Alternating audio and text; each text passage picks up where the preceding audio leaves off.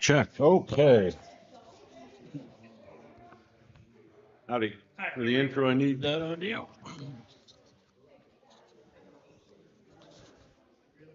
Focus on. Is that a pointer? Microphone. Oh. So it might hang on that. Still see my name?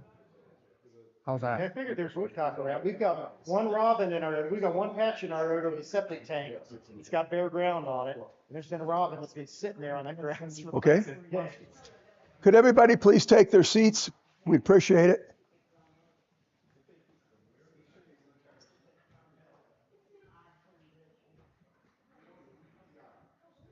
Good luck with that dog. Okay, if I can have your attention, we're going to get started. I'm George Charney, the Lovells Township Historical Society's happy to welcome everybody tonight for our hot stove. Tonight we have Bruce Barlow from the Department of Natural Resources. He's a wildlife biologist and head of the GEMS program, and I'm going to leave that to him to tell you what GEMS again is. It's the grouse.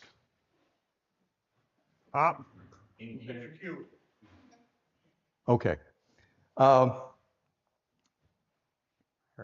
So I'll give it to Bruce then. All right, well, thank you. My name is Bruce Barlow. I'm a wildlife biologist at the Gladwin Field Office down in Gladwin. And is anybody as sick of this winter as I am? I'm over it. I'm over it. It's like you get a couple of days of nice weather, and then all of a sudden, there's 2 inches of snow on the ground again. But I'm sitting here complaining about open ground, and then I look around out here, and it's you guys are a month behind where I'm at. We're chasing woodcock already with the dogs, so yeah. I have a connection with Lovells that goes back over 40 years.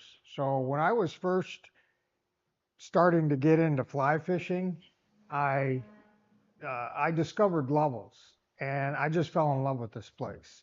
So from the trico hatches over at Sheep Ranch to fishing with my girlfriend at the time, was now my wife, over at Dam 4 Road, the access there, and then stopping in at the hotel over here and having breakfast in the morning. It was I just fell in love with the whole ambiance of this whole area. It's just I fell in love with the North Branch and the North Branch Outing Club, which is steeped in history, and it's right up my alley with all the antiques and everything.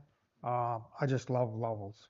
But I'm here to talk about GEMS, right? And I just wanted to correct the gentleman that introduced me.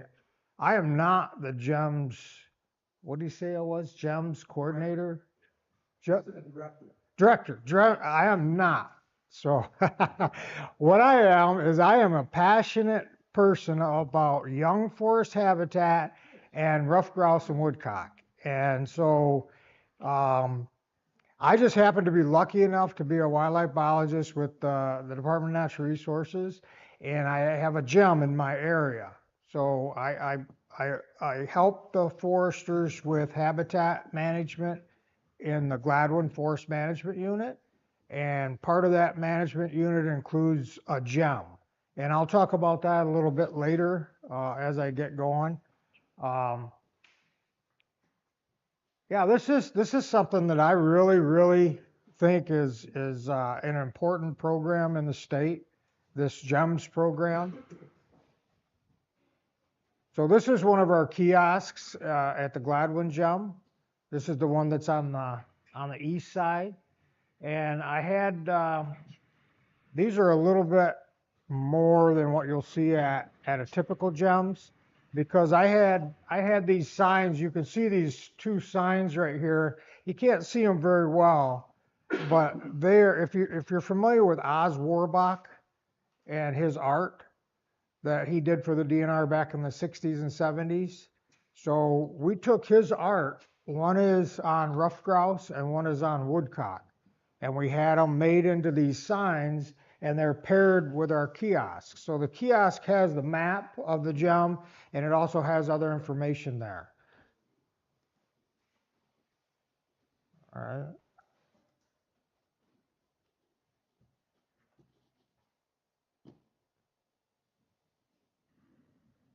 All right, I'm having technical difficulties. Oh, there it is. All right, got it. All right. Huh. Just hit enter on your keyboard, Bruce. Yeah, I just gotta. So it's changed on here, but it's not changing up there. I don't know what happened. Well, hold on, folks. If you're watching at home, we'll be right back.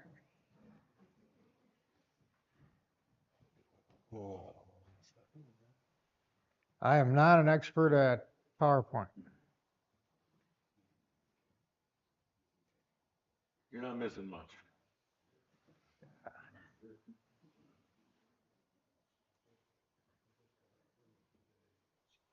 We solved the one issue and then we got another one.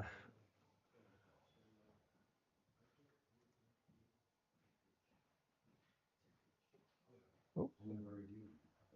Let's start it back up again. It's right in the middle. Oh, you got it.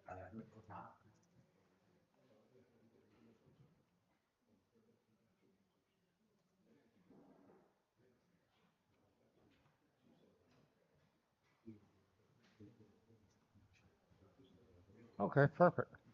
All right, we're back. So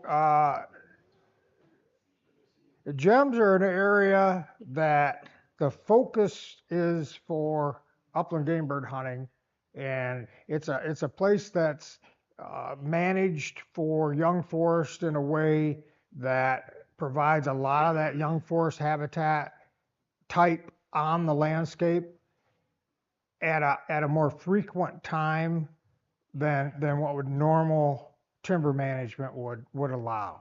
And so these are set up for enhanced grouse and woodcock hunting.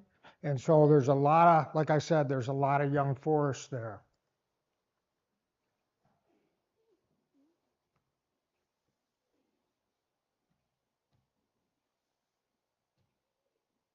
What am I doing wrong? I don't know what's going on.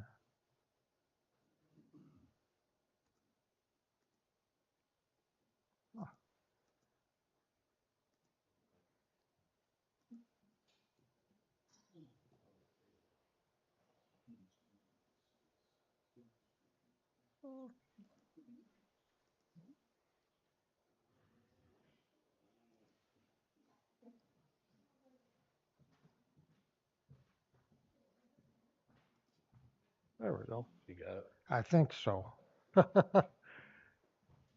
So the GEMS program was started in 2014. So it's been about 12 years or so since the GEMS started, and it's been a very, very successful program since then. There's the GEMS are a place for it's a destination for hunting for upland game birds, but it's also a destination for a lot of other things too. So gems are great for first-time hunters, for grouse hunters, because it has ample habitat, and then it has hunter walking trails. So a lot of them are maintained, and so it makes it easier for people that are either young people or people with mobility issues to get around, and it also showcases the type of habitat that you're looking for when you're grouse and woodcock hunting. So you can take the knowledge that you learn at a gem as far as what the habitat looks like, and then you can apply that to other areas in the state forest, and then and find other places to hunt. So a lot of hunters, a lot of the old time regular hunters that I talk to, they'll say, I'm not going anywhere near a gem. they're overhunted.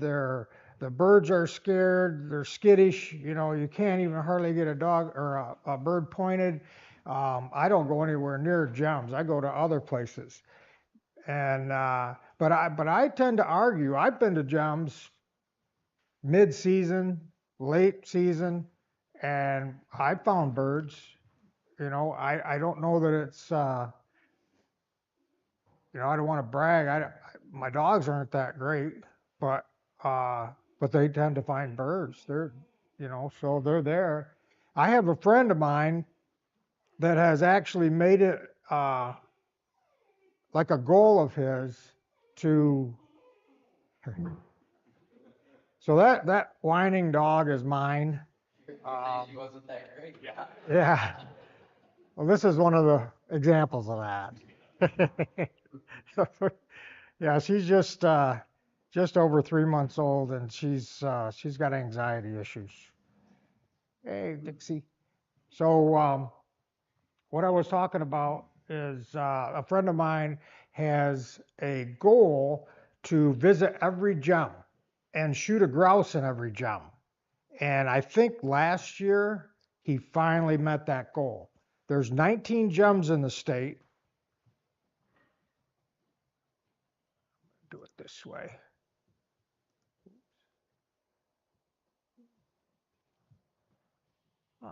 There's 19 gems in the state. They're representing 73,000 acres or more, a little over 73,000 acres of habitat that is managed specifically for young forest and upland game bird habitat. So most of the gems are in the UP, but there's several gems in the northern lower peninsula. So all of them offer similar amenities as far as hunter walking trails, parking lots, kiosks with information, and I highly recommend going to a gem. They provide good areas to hunt, great places to park, camp. You can camp at gems. They have pretty good bird numbers there, just like we do in most of Michigan. And so you can see right here that most of the trails are gated. A lot of the gems don't allow any kind of use by ORVs or motorized or mechanized vehicles.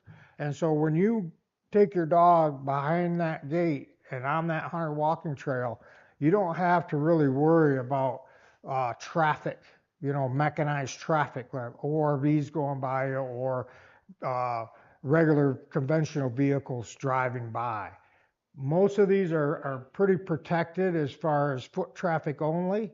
And so you can come to these areas and hunt, and you can be pretty much at ease that you're not going to have to deal with mechanized vehicles. So I just wanted to focus a little bit on the gems that are closest to Lovells. And so the ones that are closest to Lovells are the one that's up here in the corner. This is the one that's in the Atlanta Forest Management Unit, and that's called Greasy Creek. That one's a really nice one, and the technician up there has recently done a lot of work in there with the hunter walking trails, and has really made inroads into improving the access. So a lot of those parking areas and the hunter walking trails are now in a way better condition than they were when I first visited it 11 years ago. So she's really done a really good job up there. The one that's right here, you can see that's Higgins and Houghton Lake, and that one is the Bacchus Creek gem.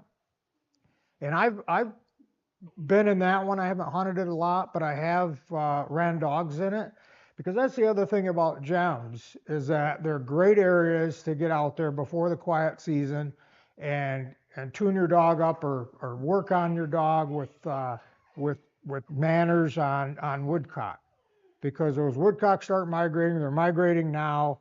I've been working on working dogs on woodcock for a week now, or a little bit more.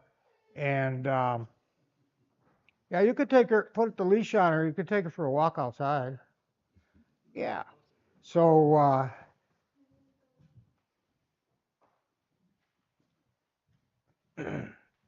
so so like I was saying that you could take your dog there in the spring, this time of year. You know, down there. I'm just a little bit south of that, Jim, and where I'm at, there's no snow. Our snow is gone for the most part. It's gone. But I'm not sure about Roscommon County. It's pretty close to going, I would imagine. Um, and then the last little dot on here, this is the lame duck foot access area gem, or the Gladwin gem, and that's the one that I manage. That one is you know, I like it. I want to brag on it because we do a lot of work there, and I'm very happy with the way the habitat is situated right now, and the way that we've provided for parking and uh, for our hunter walking trails that we've maintained. So if you want to plan a GEMS trip, you can go to this website, but I know it's very difficult to try to type all that in. So basically all you have to do is just Google Michigan DNR GEMS, and it'll come up with a link. You can click it, and then you're right in there in the mix of it. You can go to each gem, each one of those dots on the map. You click it, it gives the information and the location. And yeah, there's a lot of them. I've been to probably only a handful of them. I've been to Greasy Creek, Bacchus Creek, my gem, of course, and then I've been to Hazel Marsh, which is in the UP. And that one I would highly recommend, but it's just west of Baraga. So it was a long drive to get there. How bad is Greasy Creek after the storm last year, as far as blowdowns and trail access? You were there? No, how bad is it? Oh, I would say that we've probably made some progress at cleanup, but I wouldn't say that it's completely, you know, back to normal. And then we just had another round of ice storms. So I don't know how bad that area up there was impacted. You know,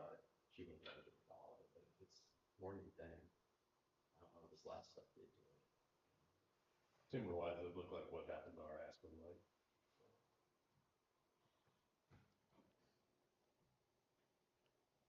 You know, it's funny. One time I clicked this the one way, and it changes the slide one way. Then I click it the opposite way the next time, and it does the same thing. It's just... So this is the lame duck foot access area. This is the one that I manage, and this is the modern, I call it the modern map for the gems, and the colors represent the different cover types. Yellow being aspen. It's kind of follows the same color scheme as My Hunt. And if you notice, if you've gone to My Hunt lately, or maybe you haven't, but if you go there, it's under construction, so it won't open because they're revamping that whole program. And they're also, from what I understand, they're also going to redo these maps. I've never liked this map. This map is awful. It makes my eyes cross. You can't see any detail. It's hard to pick out roads. It's hard to pick out anything. I mean, the hunter walking trails are on here, the roads are on here, but trying to pick that out of all those, that kaleidoscope of color is very difficult. So I've complained about this map for a long time, and finally, hopefully, something's going to be done with it right now. They're working on it. The other map, the map on your right, that one is the map when I started with the Gladwin Field Office in '04. So I've been there for 20 some years now. And that map was there when I started. And I like that map. That map is easy to read. The white is state land.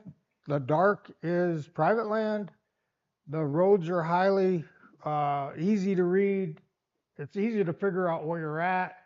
And then the dark line is the border of the gem. So this map over here represents inside that border. That's the 11,000 acres that this gem is. It's the largest, like I said before, it's the largest one in the state. So if you have private land inside that gem, can you hunt that? Nope, nope, it's still private land. Yep. Even though it's Even so, it's inside the gem. It's just like private land in a national park, right? So it's still private. What's that? Is it pretty well marked? The private land is marked, right? But you're asking me, is the lame duck foot access area marked? Yes. Yeah, well, it's marked as private because it does get a lot of use, right? So the private landowners want to protect their property. So yeah, they post it pretty heavy. And then the lame duck foot access area or the gem is also posted pretty heavy. It's and the reason we post it heavy is because this area has a lot of restrictions on it. There's no ORVs allowed to use there. There's no ORVs allowed in there. There are no mechanized vehicles allowed, which means bicycles. You can't even use a bicycle, and you can't use horses. So you can't even use a horse to access this area. This area was developed before it was a gem. It was a lame duck foot access area, and the whole idea was for foot access. This was for the intention of the area. The intention of the area was for kind of a backcountry hunting experience. So this was a place where you could go in, more than a mile off the road and hunt, and you wouldn't have to worry about being disturbed by vehicles or bicycles or anything. You could go back and have this kind of backcountry experience. So it's 11,000 acres. It's 15 miles of mowed walking trails. There's 50 or more parking and camping areas. I'm really proud of these. My predecessor, Dick Schellenbarger, was a biologist before me, and he set this up back in the late 90s. And he created camping areas. So we have camping areas spread throughout the gem.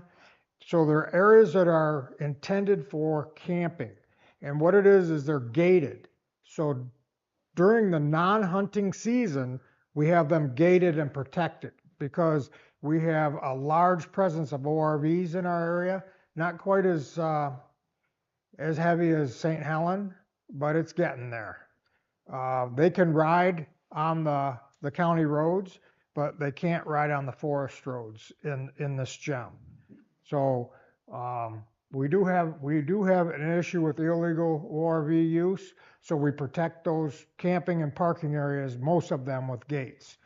There are some that aren't gated, but most of them are.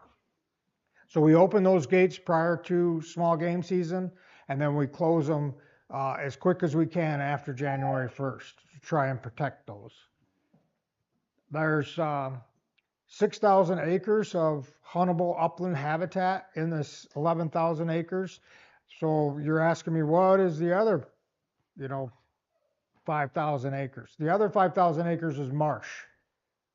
It's kind of lowland. There's a couple impoundments in here. Molasses 2 and Molasses 1 are in this, and so they're impounded areas that hold water. So that's what that is.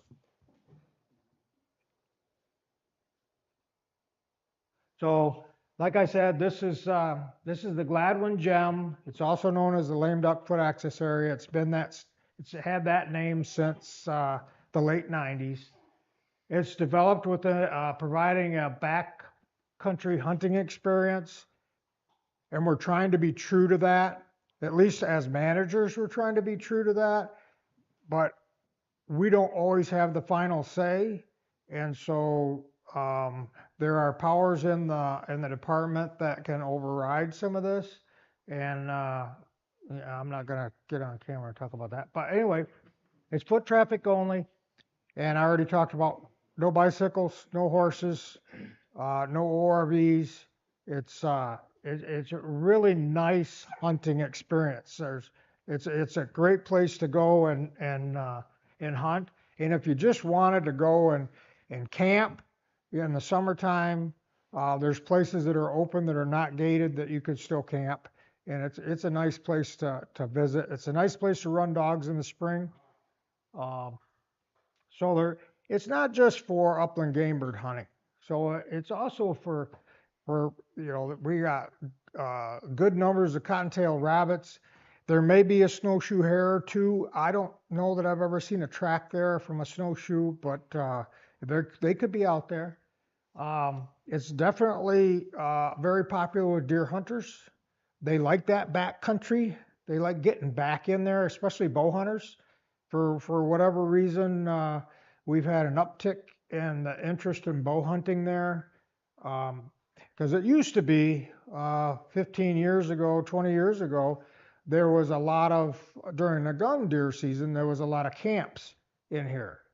And for some reason that deer hunting camp has kind of declined. The amount of people that actually go and have a gun deer hunting camp has really diminished over the last 20 years. But bow hunting camps, they've really increased. And we have more, it seems like we have more activity in here during bow season than we do during the gun season. The other thing that's kind of new on the horizon just recently is grouse camps. So now we get grouse camps periodically in here that I've seen coming along. Here, you can let her go. I'll bring her over here. Dog. It's trying to steal the show. So the turkey hunting. Turkey hunting is an awesome activity in the gem. There's 11,000 acres. You can get back in behind, and there's plenty of turkeys there to hunt. I've hunted turkeys there. It's a pretty great place for that. And then, like I said, 6,000 acres of upland habitat, and then 5,000 acres of wetland or marsh. And so the trapping for fur bearers is phenomenal. So you can get in and trap beaver and mink and otter. It's just a great place for trapping. There's coyotes and fox. And then there's wildlife viewing opportunities. So you can go out and you can see sandhill cranes, or you could see Canada geese. You can see several species of ducks. So this area has a great opportunities for wildlife viewing. There's lots of deer. Driving through there and not seeing deer, very difficult to do. Very difficult. The deer population is very good in this area. And then mushroom picking and berry picking. It's a popular place to go in when the berries are ripe, the raspberries or the blackberries. And then in the spring and the morels are popping, people are in there picking morels. So it's a great place to go. Yeah, it's got a lot of opportunities there. So that pretty much concludes my GEMS presentation. And now I'm gonna push my woodcock walk. So I have a woodcock walk scheduled for April 23rd with a backup date of the 30th. And so it'll be in the evening, it'll be in the gem. You could come, and about 7:30, we meet at 7:30. That slide didn't turn out as good as I thought it would, but we'll meet at 7:30. I do a little spiel on woodcock. I talk about, that their eyes on the back of their head, the brain's upside down. They have a flight in the spring where it's 300 feet. They do a spiral, and then they do a dancing walk. If you've ever seen the woodcock kind of doing a jive walk, and then they have the perfect camouflage. And they're so cryptic they blend in with the leaf litter on the forest floor. It's really hard to pick them out. And then over here is what we'll be looking for on the woodcock walk. We're going to look for a woodcock, a male woodcock, that's going to do his spring mating dance. So it's called a sky dance. And so what happens is he comes out on this stage, I'm going to call it, to be an opening, and he'll pink. So he's trying to attract females. So he'll make a sound like a meep, meep, meep, and then he'll go through that dance and that walk, and then he'll take flight, and he'll fly up, and he'll make big circles about 300 feet in the air. And he'll fly around and around for a few times, and then he'll start to descend. And when he starts to descend, you'll hear a chirp, chirp, chirp, and then kind of like a fluty little bleedle, and he'll come right back down, boop, he'll land right about the same spot that he took off. So when my kids were younger, the house we lived in had a slope that went down the backyard, and it kind of flattened out at the bottom. And the woodcock would come and they do their dance at the bottom of the hill. So me and the kids would hang out on the top and we'd watch. And then when the woodcock took off to fly, we'd all run down there and lay down on the ground. And when the woodcock came back, he'd boop, and he'd land right next to you. The kids just loved that. That was really cool.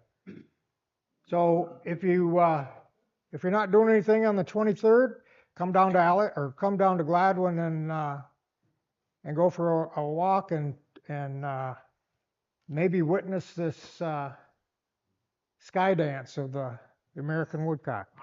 Where is that located? Where is the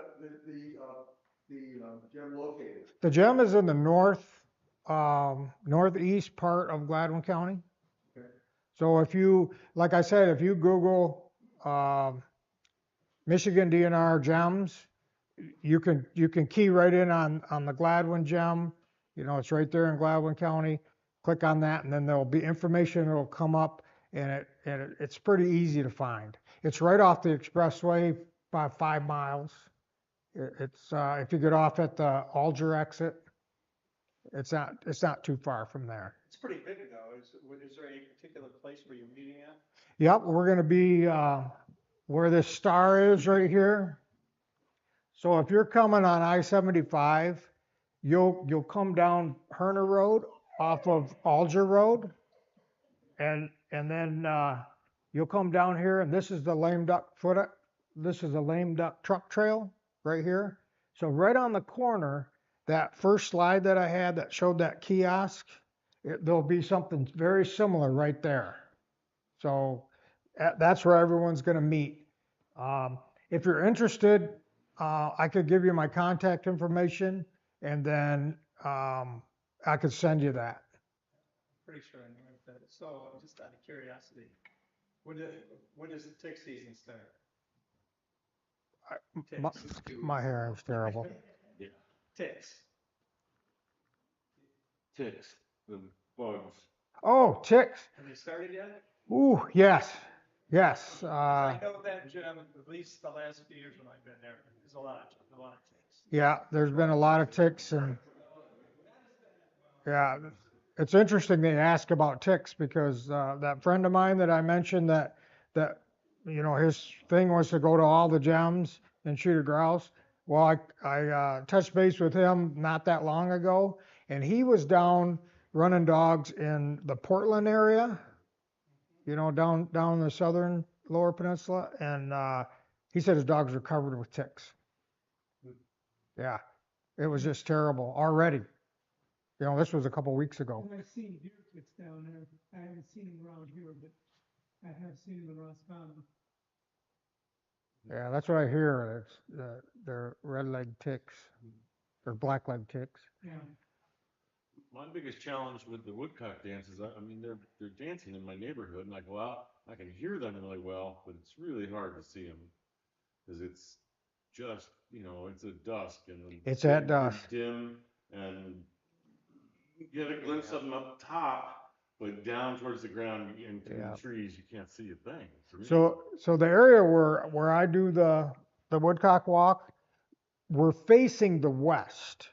And so a lot of times, if it's not too overcast, that western horizon will have a glow. And then when the woodcock starts to do his thing, he highlights himself on that glow, that western glow. So you can usually see him pretty good.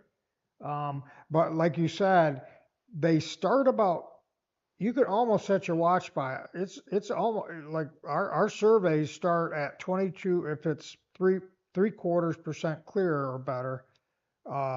They start their painting about 22 minutes after sunset. So, and then they'll do their dance for probably 45 minutes, maybe an hour, but not much longer than that. So they do it at dawn and at dusk. Well, they do it at dawn too. Yeah. So I highly encourage you to come out, and I apologize for the slide that didn't turn out the way I hoped it would. I tried to cram a lot of stuff in that one slide. So Can we assume the dawn dance starts before sunrise? yes, yeah, it would start. Yeah, what it is they're keyed in on the certain candle power of light, and I can't remember what it is, 0.2. And once it hits that light is when that activates them to do their thing. And then it gets to a certain darkness and then they're done. You know, it's not like a rough grouse will drum. A rough grouse will drum all day and all night. They don't really seem to follow any kind of dawn or dusk or anything, because I've had trail cams on drumming logs, and those doggone things will drum every 5 minutes, literally all day and night. It's crazy. I had to take my cameras down. I was getting too many videos.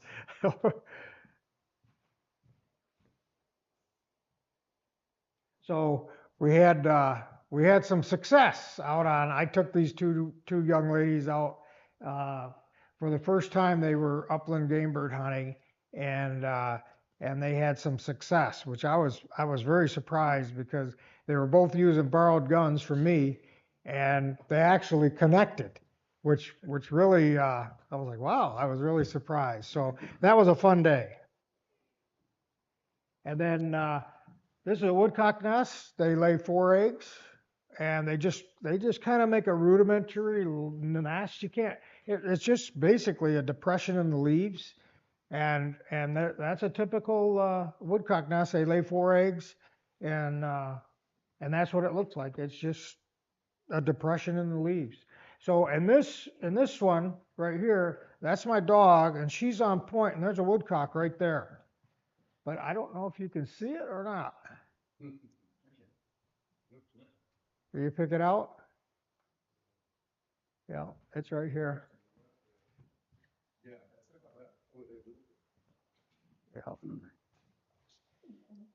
And yep, that's it. Any questions at all? Yeah. So she's 10. I got her a year ago. She's a rescue. She came from Washington State. She doesn't know what a woodcock is. It goes right by him. I've seen her almost step on him and keep going. Is there anything I can do about that? How old is she? 10. The only thing I can say is maybe our puppy shopping.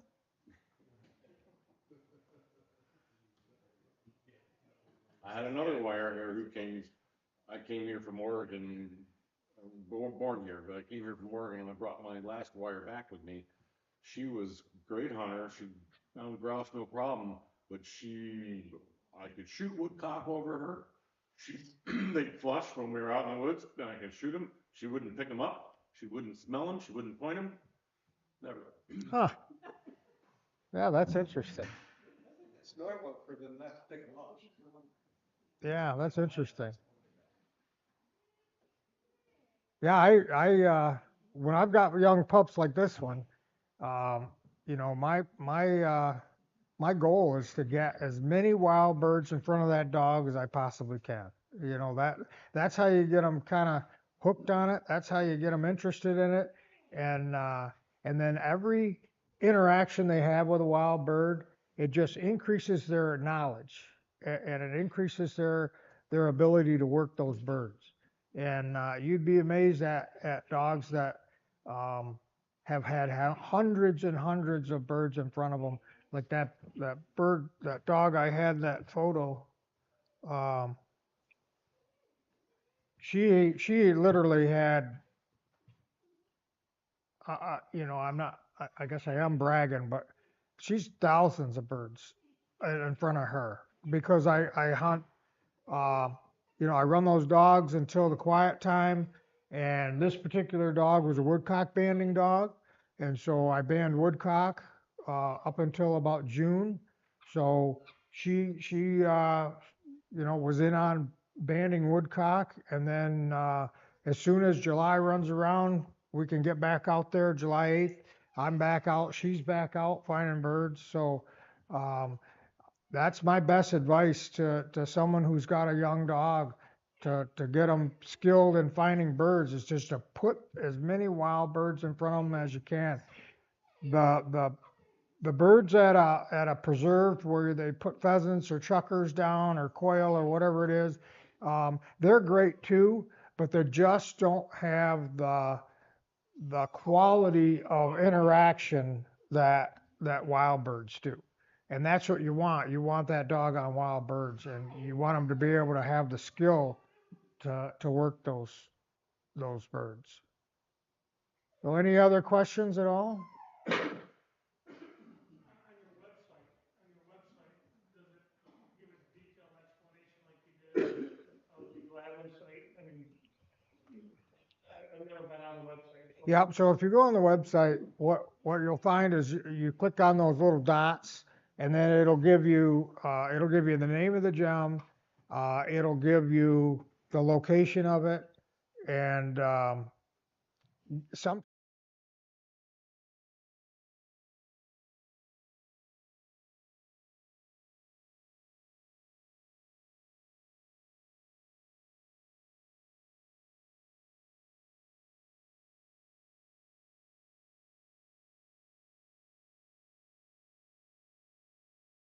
Maybe a question for Tom. you can let her go. Come, come, come, More for Tom. come, come. So the Onyx hunt, map down on the and everything, are they pretty accurate now? Onyx is, I will say it's probably 80% in that accuracy even for boundaries. I found where they say it's state land and it's private or vice versa, so you do have to watch it. If you want more detailed information, the best thing you could do is call the local office if that gem is in, and they can pull up more detailed stuff. The other thing that, I don't know how the maps come off, but, if you could, Onyx is really good, but I also use an app called Benza, and I'll print off a map that's geo-referenced. Then I make my own grouse maps, and then I'll use those to hunt on, and I can track all my locations and put my data in. And it uses your phone's GPS to track you wherever you're at, just like Onyx does. But you could have those forest type maps, and if those maps are good for 2 or 3 years, you can get them updated. But I guess my point is like, if you're looking for a 10-year, 12-year, 14-year cut, it'll be fairly accurate then. I think so, yeah. I use Onyx everywhere but Michigan, so, So Onyx in Michigan it has like a little dots or something that designates the gem. So when you're over the gem, it is highlighted in some way that you know that that's the gem. And I think it even has the name on there. So it'll help you identify, it'll help you navigate, through the gem too. And if, if you ever go into the DNR website, and you look at the aspen, it's like Bruce said, it's yellow, and a lot of times it'll be A for aspen. And then there'll be a number, it's 1, 2, 3, 4, 5, 6, 7, 8, 9. So that numbering system gives you an idea of the density, where like A1 is very sparse, A3 is a dense young stand, so that would be that, that prime woodcock and grouse habitat all the way up through like A4 and 5. So you're going from sapling, which is 1 through 3, full size is 4, 5, 6, and then log is 7, 8, 9.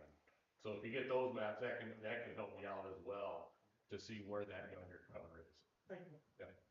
Do you have a question? I apologize, I came a little late if I missed this, but are there any studies that show the density improvements with GIMS management versus standard game? Well, what it is it's kind of, from what I'm understanding, right? Because when I was putting this presentation together, I was looking at, how gems are managed throughout the state. I know how we manage ours, but I didn't know how other individual managers manage their gems. And what I found out is that it's up to the manager, how they can do it. So some gems are managed by Gordon Gullian's, juxtaposition and smaller aspen stands where the age classes are more distributed, so it's kind of a classic Gordon Gullian, landscape, a checkerboard, different age classes of aspen and something that would be ideal. And then there's other ones like this, like the gem that I manage. We just use regular forest management techniques to manage it. I'm sorry, I was asking about bird densities. Oh, okay. Can you show the effectiveness of the management on increasing? Yeah, I don't know of any studies that have been done, I can just go by, it's just anecdotal, I've gone there, I've found birds. You get a variety of opinions from people. Like I was saying earlier, like old time grouse hunters that I know have come to me and said, I'll never hunt a gem. I don't go anywhere near them. They're ruined. The birds have been scared out of there, and there's too many people hunt there. And I've heard it all. And then I go there myself, and I still find birds. It isn't ruined. So I'm not 100% sure on where they're coming from. Yeah. Bruce, I don't have a question, but as a senior bird hunter, last year, Tom and his team didn't have a chance in hell of getting that ice damage out of the woods. And I want to tell you, after 2 hours of busting under and over down trees, I really like the idea of these paths. After 2 hours, I got back in the truck for lunch, and I said to the guys, the young guys I was with, I said, "Oh my God, to only be 80 again." It was tough going last year, so I'm going to try a few of these and enjoy your trails. Yeah, I highly recommend it. Thank you. Yep. And if you, just as a caveat, Gladwin didn't get hit with the ice storm. So our trails are clear and they're mowed. So they should be pretty good, especially running dogs this spring. You could run on woodcock right now. There's woodcock have arrived. They're here. Come down to Gladwin and run your dogs. And stay down there and hunt during the fall. Yeah. Just stay in the gem. Anything else? All right. Well, thanks for having me over. I appreciate it. Bruce, we really appreciate you coming, and everybody be safe going home tonight. We have another program in 2 weeks, 2 weeks from tonight on the 9th, April 9th. We have Mark Lutenden, who's a PhD from Grand Valley State University and a fisheries biologist. I'm sure he'll have an interesting program for us. So be safe going home.